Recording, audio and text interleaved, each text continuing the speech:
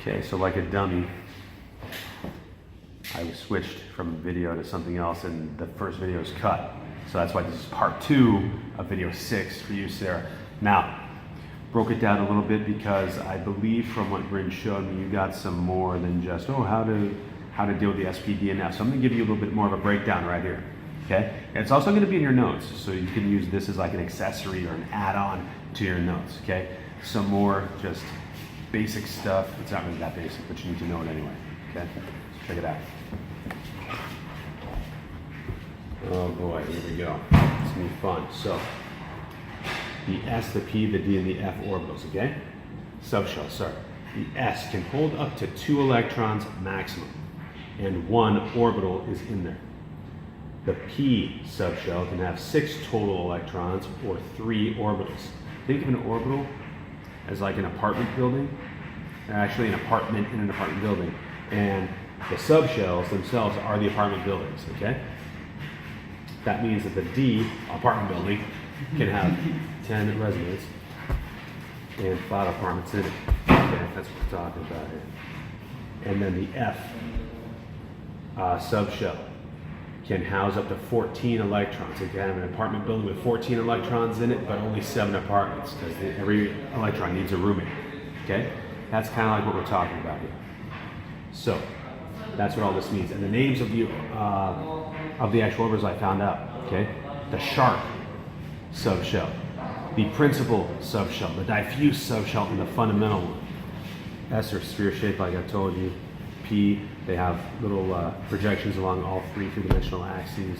D are like donuts, and F are just like the craziest because they're the furthest away, so they have the most wacky, wild shapes you can imagine.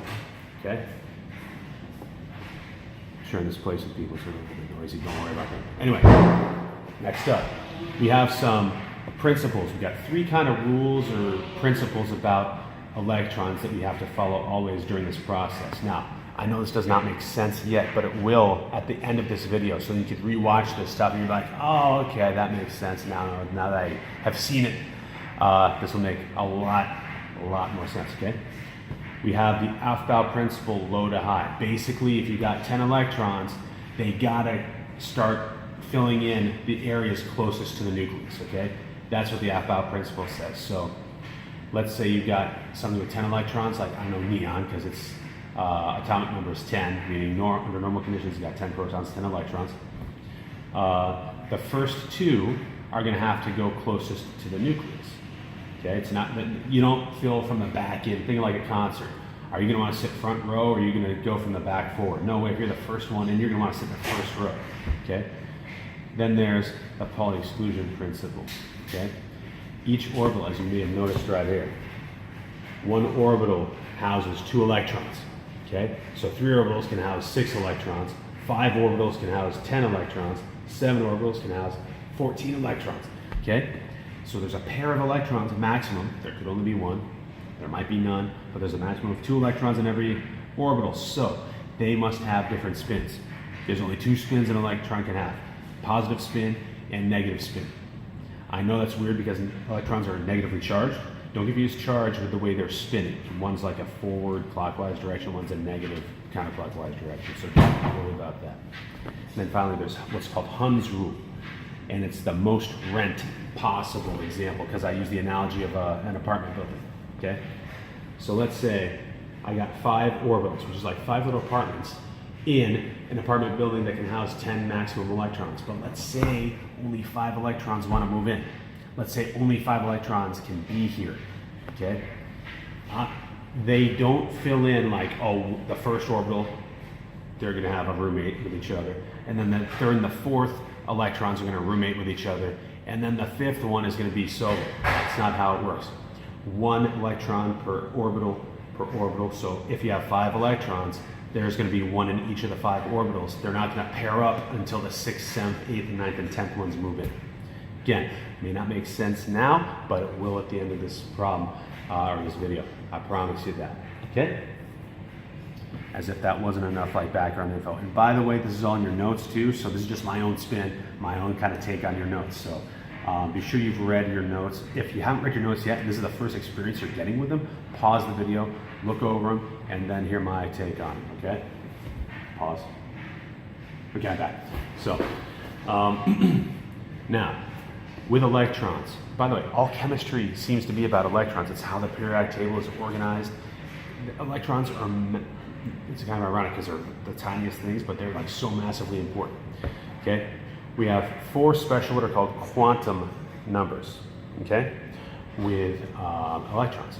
It's the N number, the L number, the M number, and the S number, okay? Now, the first one, which is symbolized by N, just tells you what energy level we're talking about, okay? Is the electron I am talking about, because remember, like my example of carbon has 20 electrons, or neon has 10 electrons. I could describe any one of those electrons with 4 unique numbers, okay? I could tell you what energy level it's in. I could tell you which subshell it's in. I could tell you which orbital it's in, and I could tell you what spin it has. That's what these things mean. Now, one of them is the primary one. One of them is the azimuthal one. They have all technical names, and I think those are in your notes. But don't worry so much about those. I mean, you will need to know them for a test, probably, just in case your teacher goes crazy and describes them that way. But really, what they are is they tell you the energy level, the subshell, the orbital, and the spin. So here's the thing: how many energy levels are there? It's as many rows are in the periodic table. There's 7 of them. So these guys, N, can take on a value anywhere from 1 to 7. So it could be a 1 or 2 or 3 or 4 or 5 or 6 or 7. L can be the subshell. Well, how many subshells are there? There's S, P, D, and F. So there could be 4 of those. We don't call them 1 through 4. For whatever reason, they call them 0, 1, 2, or 3. I don't know why. I didn't make it up. That's how it goes though, okay? Next up, the orbitals. Now, here's the thing. There's always twice as many orbitals as there are subshells. So, twice as many orbitals as there are subshells. Twice as many electrons as there are orbitals. So, there's 1 orbital, but there's 2 max electrons. So there's 3 orbitals in the P, there's 5 orbitals in the D, and there's 7 orbitals in the F. So what that means is, rather than going 1 through 7 again, because they already did that with the energy level guys, what they decided to do is they said, okay, if I'm talking about the S subshell, there's only room for 1 orbital. I'm going to call it 0, right in the middle of this -3 to +3 range. If I'm talking about the P subshell, there's 3 orbitals, okay? We're going to build both ways from 0 like we're doing a number line. So those 3 numbers that it could be are -1, 0, and +1. For the D subshell, there's 5 orbitals. Again, 0 is going to be in the middle, so I could go from -2 to -1 to 0 to 1 to 2. Or if I'm talking about the F subshell, there's 7 total orbitals. That's where we get this range from: -3, -2, -1, 0, 1, 2, or 3. And finally, the spin quantum number. There's only 2 values you can take on. If it's positive spin, it gets a +1/2. If it's a negative spin, it gets a -1/2. That's how it goes, okay? So any combination of these numbers can be presented to you. So once you get comfortable with these, you want to be practicing, get comfortable with them, and eventually you're going to be able to tell. If let's say I was going to be giving you a test on this stuff. If I give you a combination of 4 numbers in these ranges, you're going to be able to tell me what element it is. And if it's not a certain element, you'd be able to tell me, well, it's because this number would have to be between, like, I don't know, -1 and +1, but you gave me a 3. So it can't be that. And I'll give you one like that at the end as well. So how does this all tie in? What am I talking about? I'm giving you so many factoids, it's probably blowing your mind a little bit, and if it's not, more power to you. But this blew my mind when I first learned it. It's just like all about electrons, but it's so much craziness. So let's at least see what's going on there. So, carbon. Carbon is the last nice kind of guy before we get to the transition metals. It's element 20. Element 20, 4th row of the periodic table, 2nd column, right next to potassium. If you're looking at your periodic table, you should still see it there, okay? So, here is how I get my electron, subshell, orbital, whatever you want to call it, configuration of carbon. Basically what I'm going to do is I'm going to describe carbon purely by its electrons, okay? So if you look at the diagram that I since erased down here, you would remember that S is on the left, P is on the right, D is in the middle, and F is at the very bottom. Okay? So here's what I'm going to do. I have to count 20 electrons. So if I just count 1, 2, 3, 4, 5, 6, 7, 8, by the time I count to 20, I'm getting to carbon. Okay, so keep that in mind. The first two elements I go by are hydrogen and helium. Hydrogen upper left, helium upper right. Now I know helium is in the P block, right? It's on the far right, but it's a special case. It's the one guy that ends up actually on the far left in the S level. So basically, if I would count hydrogen to helium, I would go 1s1, 1s2. Now what that means is the first energy level, because they're in the first row of the periodic table, the s orbital, because it's on the far left, and I know helium's the exception, so for this we pretend it's on the far left, even though I know it's on the far right, but we theoretically just move it over. And basically what it says is the first energy level, the s subshell, the first electron, and the second electron. So I'm going to start off by saying this.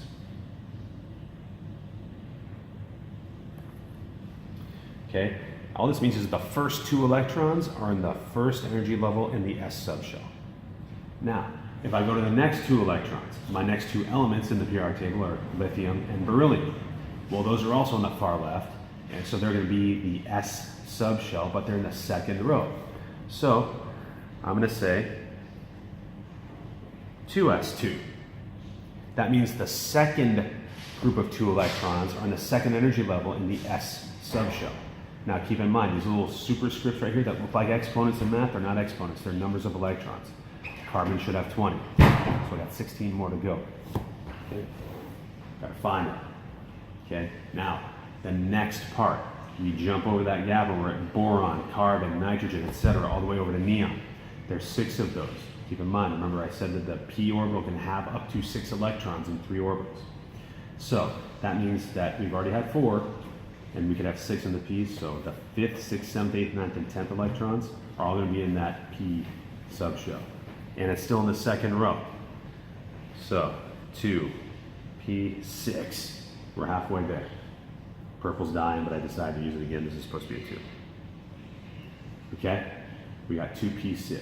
So the first 10 electrons are here. Okay, now the 11th and 12th electrons, 11th and 12th elements, which are sodium and magnesium, I believe, Na and Mg. They're in the far left, the S realm, the S subshell area, but now they're in the third row, so the 11th and 12th are going to be represented by 3s2. By the way, if I just cut it off here, I'm describing magnesium, because magnesium has 12 electrons. If I just cut it off right here, I've described magnesium. If I say, hey, wait, no, there's only 1 electron here, I only have a total of 11 electrons, I just described sodium, Na, okay? Hopefully that makes sense. Every single time I add on to this, I'm describing a new element, okay? So I'm gonna put this back to 2. Next up, I'm going to jump the gap. I'm going to go to phosphorus and silicon all the way over to whatever the gas is under neon. I believe it's argon. I think I should know that. I believe it is argon. So there's 6 more of those. We're still in the third row, the third period. And we're now on the far right, so that's the P area of the periodic table. So I'm going to go to 3p6. This marker's so bad I can't use it anymore. But hey, now look. I've taken care of 2, 4, 10, 12, 18 of the 20 electrons I need. I need only 2 more. And they come from, we're in the 4th row now where carbon is, and there's only 2 more. We're on the far left of the periodic table. That's the S area. So I'm saying that lastly is 4s2. So the full long-winded way I could describe carbon using electron notation is this: 1s2, 2s2, 2p6, 3s2, 3p6, and 4s2. Okay? If I want to describe potassium, which has 19 total, check out what I do. I only need one more. Boom, it's right there. Okay? Now, that Aufbau principle, we go low to high. That's why I started at energy level 1. I didn't start just here, because the electrons fill in. We were front row seating, closest to the nucleus. The smallest principal quantum number, n, right there, the lowest energy level. Okay? We go 1 to 7. So, that seems long-winded. You're right, it is long-winded. Luckily, they've come up with noble gas configuration as well. Because if I do this, and I stop right there, that's 18 electrons if I do not include the 4s guy. And 18 electrons is argon. So I could also say this to kind of save time, and it's a good idea if they allow you to do it.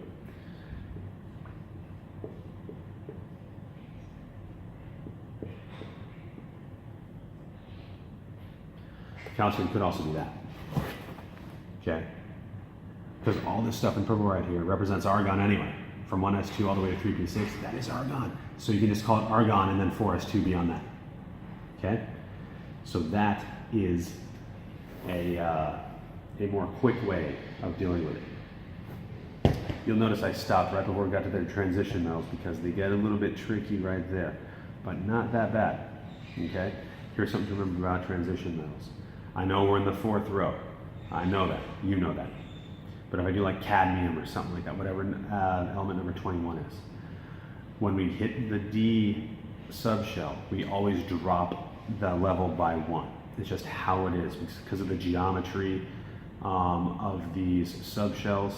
It's the space around the nucleus. We can, as we move further and further away from a central point like the nucleus, there's more space to fill, so we can get more and more subshells in as we move further and further out from the nucleus. So basically, we don't say that 21 would have a 4D1, we'd say it would have a 3D1, okay? So if I had element, let's say 25, or element 24, whatever that is, then we would say, after the 4s2, we'd say, okay, then 3d4, okay? Now, you do have some exceptions on here. Because the whole goal of how these electrons fill in these little apartment buildings, let's say, or like these subshells, is to promote stability, okay?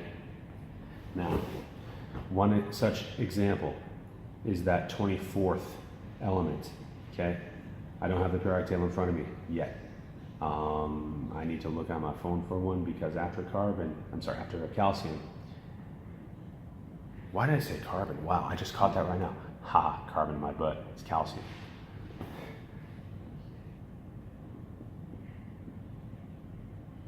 And I hope you caught that and you're like, dude, Zach, you're supposed to be a chemistry tutor. Why are you saying that the 20th element is carbon? It's calcium. Okay, so now, to be stable, you might think this. Now I'm gonna erase all this, so hopefully you have the ability to rewind this.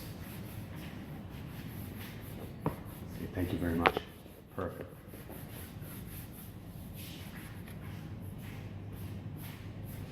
All right, element 24. Might be manganese, but it's in front of you. So what I'm going to do is, because I don't want to write the whole thing out again, I'm going to use the noble gas configuration. Okay? We got argon. That takes us up to the 18th element. We then have 4s2 to take us to calcium, right? The 4s1 would be sodium, 4s2 would be calcium, not carbon, haha, I know. Calcium. We got 4 more electrons to go. So you might think, well, 4d4, done, right? Well, first of all, it's not the 4d, it's a 3d, because remember the d dropped by 1. So I immediately take that out. And there we go. 3d4. I think I'm done. I think that's awesome. I think I'm perfect, done, walk away. But if you remember from what I had on here before, the d subshell has 5 orbitals that can hold up to 10 electrons. And honestly, it's a lot more stable for the atom itself if the higher up orbitals, gosh, I keep saying it, higher up subshells are completed. Now, if there are 10 electrons available possible, or like a maximum amount of 10, to fill the D subshell, but I only have 4 in them. That means I'm gonna have 1 in the first orbital, 1 in the second orbital, like the little apartment, right? 1 in the third apartment, 1 in the fourth apartment, and the fifth one's gonna be empty. And that's not really that good. So what's gonna happen is actually for this special element, 1 of the S guys says, you know what, I'll help out. I'll help out because I'm the furthest away, I'm the 4th energy level, right? I'm the furthest away from the nucleus. In order to make this atom more stable, 1 of the 2 from the 4s subshell is gonna jump to the 3d. And so that way, 3d can have, that's a little bit too big of a 5 right there. There we go. That way, can I write? I'm trying. There we go. That way, there can be 1 electron in every one of the 5 orbitals in the D subshell. So, whichever element 24 is, that's a special exception. And again, you want to try to remember that moving forward. Okay? So, you're going to have a ton of crazy examples in your packet. You can try those on your own. This is how it's basically done. So just to hammer home the point a little bit, really carbon now with 6, and then I'll do sodium with 11.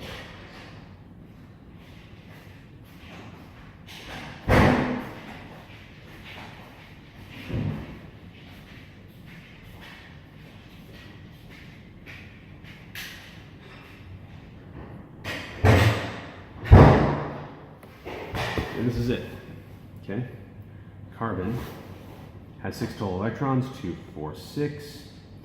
Sodium has 11 electrons, 2, 4, 10, 11, okay? And you'll notice, carbon's in the second row. Oh, I end in the second row. Sodium's in the third row. Oh, I end in the third row, and I'm 1 into the third row. That's interesting. Okay?